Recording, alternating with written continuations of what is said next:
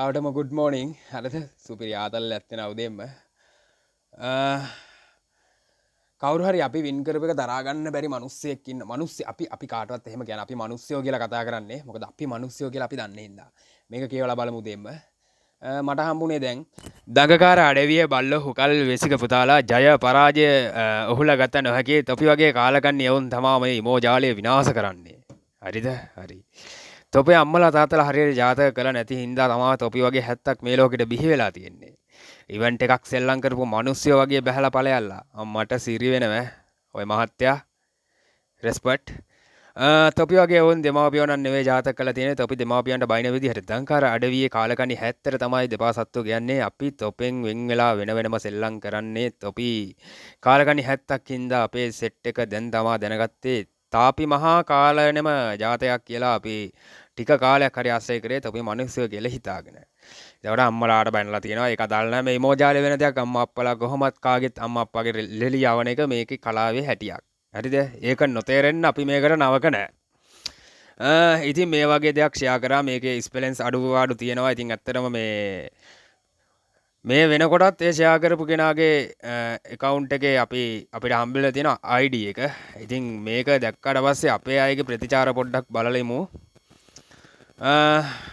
හිතන්නේ අපිට රිදුනා නම් අපි ගොඩක් සතුටු වෙනවා. මේ තියෙන්නේ SLMO මේ ID එකෙන් තමයි ෂෙයා වෙලා තියෙන්නේ මේ post එක. ඉතින් ඔන්න අපේ අයගේ ප්‍රතිචාර.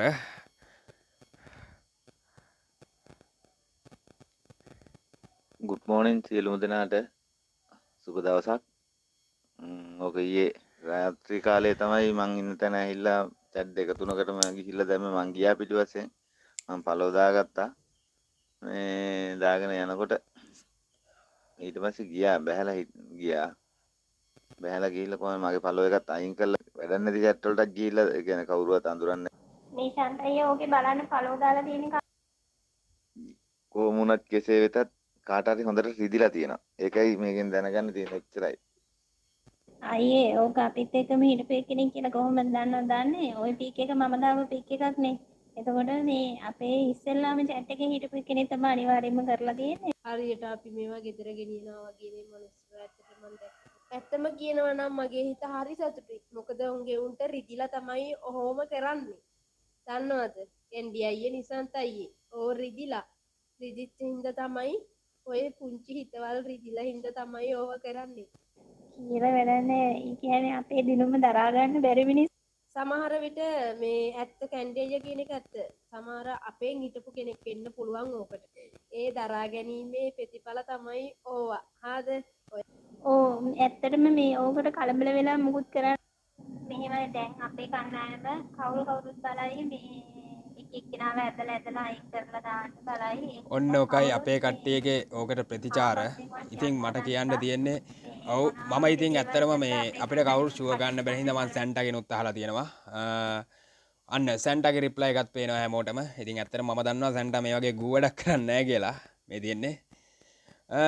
ඉතින් ඇත්තටම කියන්න තියෙන්නේ පෝස්ට් එක දාපු එක හරියට ස්පෙලින්ස් දාලා හරියට පෙන්වන්න ඕනේ. අන්න උගේ රිප්ලයි ටික පේනවා නේද? ඉතින් ඇත්තටම සතුටුයි සැන්ටා. මේක පොඩ්ඩලා කරා නම් මට කියන්න තියෙන පොඩ්ඩක් හරිම කුජීතයි පොඩ්ඩලා කරේ නැහැ කියලා විශ්වාස කරනවා. ඉතින් අපිට කියන්න තියෙන අපිට රිදිලා නැහැ අපිට දැනෙන්නෙත් නැහැ. අපි එන චිල් එකේ ඉන්නේ. හරිද?